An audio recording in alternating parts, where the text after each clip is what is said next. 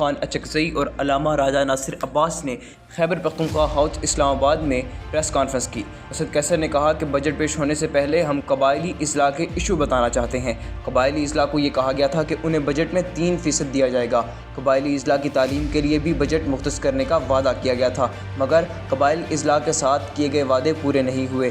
انہوں نے کہا کہ اس وقت چمن کا بارڈر بند ہے، افغانستان کے ساتھ تجارت رک گئی ہے، قبائلی اصلاح کے عوام کی کمر ٹوٹ گئی ہے۔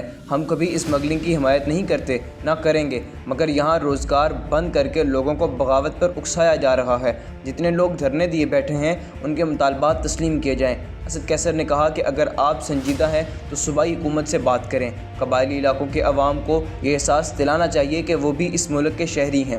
ان کے مسائل کا حل کے لیے پارلیمانی کمیٹی تشکیل دی جائے، وہ پارلیمانی کمیٹی بنائی جائے جس کے پاس اختیار ہو۔ اگر آئندہ بجٹ میں فاٹا پر ٹیکس لگایا گیا تو وہاں خراب صورتحال کی ذمہ دار حکومت ہوگی۔ انہوں نے کہا کہ خیبر پختونخوا میں 18 گھنٹے لوڈ شیڈنگ ہو رہی ہے، لوگ اذیت میں مبتلا ہیں۔ لوڈ شیڈنگ کا مسئلہ ترجیحی بنیادوں پر حل کیا جائے۔ محمود خان اچکزئی نے کہا کہ ہم چاہتے ہیں کہ پارلیمنٹ عوام کا سرچشمہ ہو۔ مشاہد حسین کی سربراہی میں ڈیمنڈ لائن کے حوالے سے کمیٹی بنی۔ کمیٹی نے کہا کہ اسلحہ، افیم اور چرس اسمگل ہو رہا ہے۔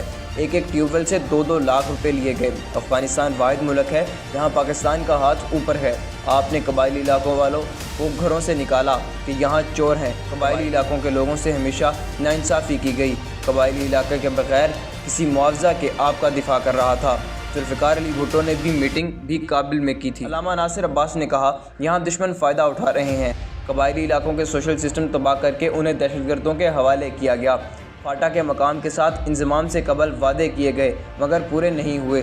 جان بوجھ کر ہمیں ٹکڑوں میں بانٹا جا رہا ہے، ہمیں تقسیم کیا جا رہا ہے، ہمیں علاقائیت اور قومیت کے نام پر تقسیم کیا جا رہا ہے۔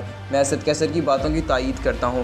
دوسری جانب اسلام آباد ہائی کورٹ میں آج بڑی پیش رفت ہوئی۔ ایکسپریس نیوز کے مطابق بینچ میں justice Mohsin Akhtar Kayani, justice Tariq Mahmood Jahangiri, justice سردار اعجاز خان شامل ہیں۔ حکم نامے میں کہا گیا کہ FIA سائبر کرائم ونگ کی جانب سے اپنی رپورٹ کا جائزہ پیش کیا گیا۔ رپورٹ کے مطابق ٹویٹ کرنے اور ری ٹویٹ کرنے والے چند اکاؤنٹس کی نشاندہی کی گئی۔ رپورٹ سے صاف ظاہر ہے کہ معزز جج کے خلاف 3 ہیش ٹیگز پر مبنی یہ ایک منظم مہم تھی۔ حکم نامے میں کہا گیا کہ FIA حکام کے مطابق چند مزید اکاؤنٹس سے متعلق معلومات آئندہ سماعت پر عدالت کے سامنے رکھی جائیں۔ FIA کی جانب سے ایکس انتظامیہ کو بھی ایمرجنسی ریکویسٹ بھیجی گئی ہے۔ دوران سماعت ایڈیشنل اٹارنی جنرل کی جانب سے ISI کی رپورٹ جمع کرائی گئی، مگر بڑی مایوسی کے ساتھ کہنا پڑ رہا ہے کہ ISI کی رپورٹ انتہائی ناکافی ہے۔ حکم نامے میں ججز نے کہا کہ رپورٹ کے پہلے 2 صفحات پر کہا گیا ہے کہ اکاؤنٹس غیر فعال ہونے کے باعث پیش رفت نہیں ہو سکتی۔ عدالت نے 5th جنریشن وار کے تناظر میں پوچھا کہ اگر صدر مملکت یا آرمی چیف پر توہین مذہب کے الزامات عائد کیے جائیں تو کیا ISI پھر بھی یہی جواب دے گی؟ عدالت نے یہ بھی پوچھا کہ ISI 5th جنریشن کا وار مقابلہ کرنے کی صلاحیت رکھتی ہے، تو ہمیں ان دونوں سوالوں سے متعلق کوئی جواب نہیں ملا۔ دریافت اسلام آباد ہائی کورٹ نے ٹویٹر ایکس کارپوریشن کے چیف لیگل کونسل سے رابطے کا فیصلہ کیا ہے۔ عدالت نے آفس کو ہدایت دی ہے کہ ایکس کارپوریشن کے چیف لیگل کونسل سے خط و کتابت کی جائے، لیٹر بھجوانے سے قبل اس کو ڈرافٹ چیمبر میں بینچ ارکان کے سامنے رکھا جائے۔ سیکریٹری دفاع ISI کی جانب سے آئندہ سماعت سے قبل جامع رپورٹ پیش کی جائے گی۔ واضح رہے کہ اب کیس کی آئندہ سماعت 2 جولائی کو ہوگی۔